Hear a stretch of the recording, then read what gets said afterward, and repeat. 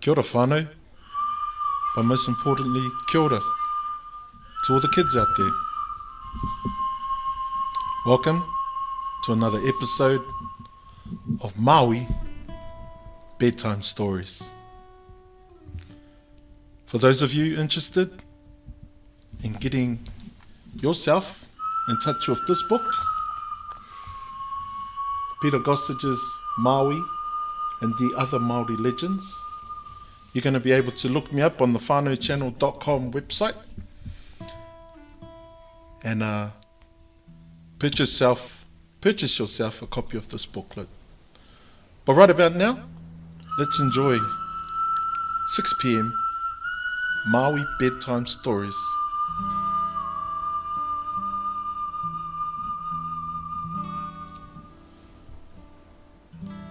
Today's story is about how Maui defied the goddess of death. Now, especially at a time, in difficult times, sometimes we do have tangihana and loved ones do pass away. And I guess this is where our ancestor Maui began to ask himself some questions. So one day after Maui's uncles had died, he began to think about what would happen if people could live forever. If the goddess of death is Hene Nui Te Pō, who took people when their lives had finished, was to die herself. People could live on and on. So Maui decided to try and kill her.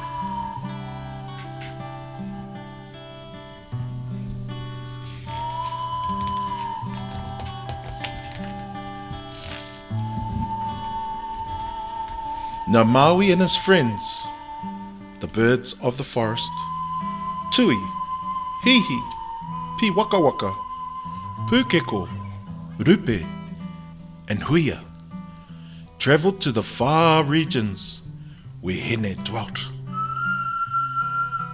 She was a giant creature, and Maui knew that the only way to kill her was to reach her heart. As I came from a goddess, so must I now return, he thought.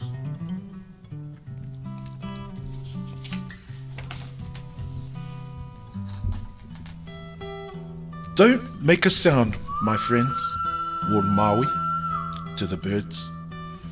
I'm going to crawl into Hene and try to reach her heart. The birds held their breath.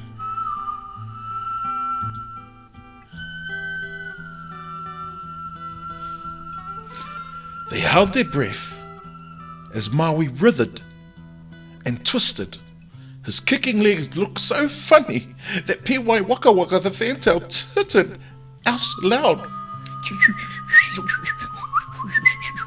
That started all the other birds laughing, and Hene awoke. Oh! And what do you think? And what do you think happened when Hene Nui Te Pō awoke? How do you think she might have felt, knowing that Maui crawled inside of her? This is a very interesting metaphor our ancestors spoke about.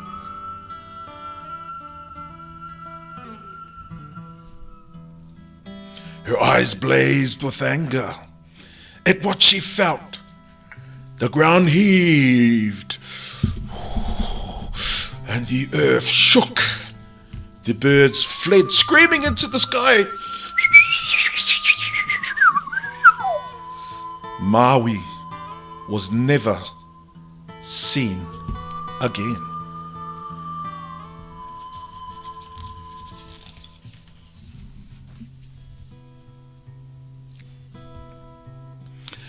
And so blackness and darkness engulfed Maui. He spun through the nothingness. Where am I? He thought. He chanted the karakia to change himself to a bird. But instead, he became something else.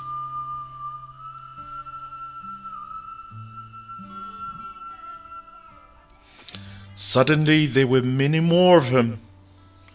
Different colors, different shapes, and am I everyone now, he thought. What has happened to me? Then something hit him, and he felt himself shatter into uncountable points of light. Am I a star now? Thought Maui as he looked at the thousands of tiny lights. Is this what being dead is all about? Then the lights began to bind themselves into spheres that took form and clustered together. What are you, Maui?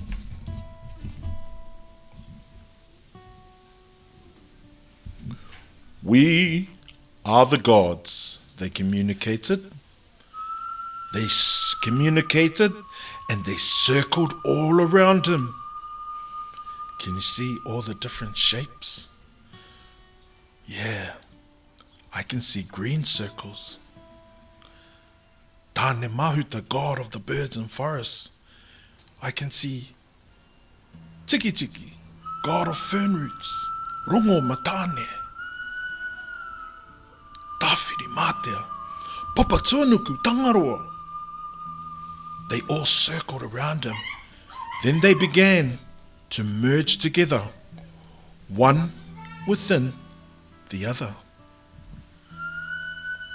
Can you see them merging?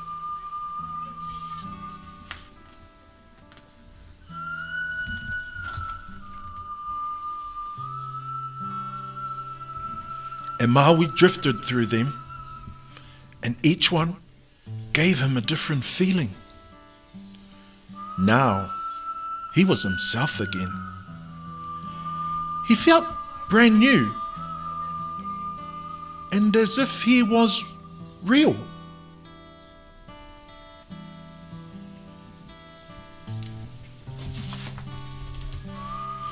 Am I a spirit now? He wondered. And before him were 10 underworlds that passed into and through. And above them, well, there were 10 heavens. Those too, Maui passed through. The highest heaven, Naherangi, was the home of Rehua, the goddess of kindness and healing.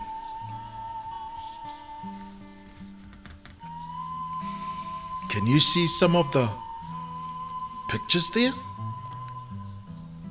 What can you see? Yeah, a rainbow? You're absolutely right.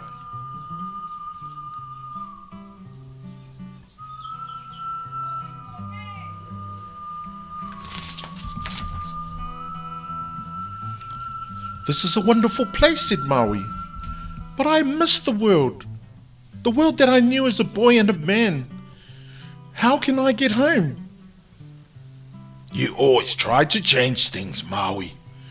You slowed the sun and you changed time. You changed yourself when you changed direction and have come back to where you started from. You fished the land and you changed your place. But I shall send you home again. But this time, as you love change so much, whenever you see a harmony of these three things the same, you will be able to change your time, self, and place. 6 beams of light streamed from Rehua's fingers, and Maui felt himself change again.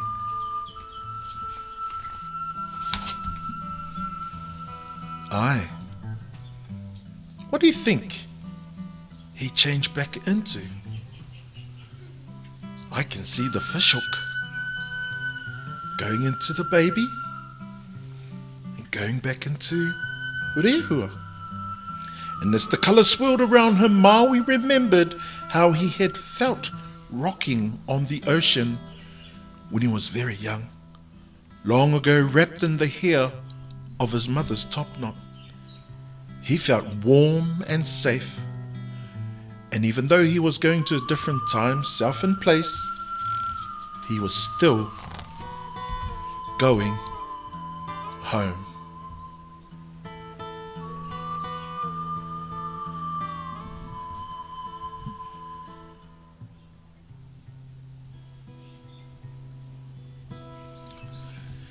Well, there you have it, whānau. Another episode of Maui and other Māori legends that we have been executing here on the Whānau channel. Thank you so much for your attention. Join us tomorrow where we will explore another Maui story. Kia ora koutou.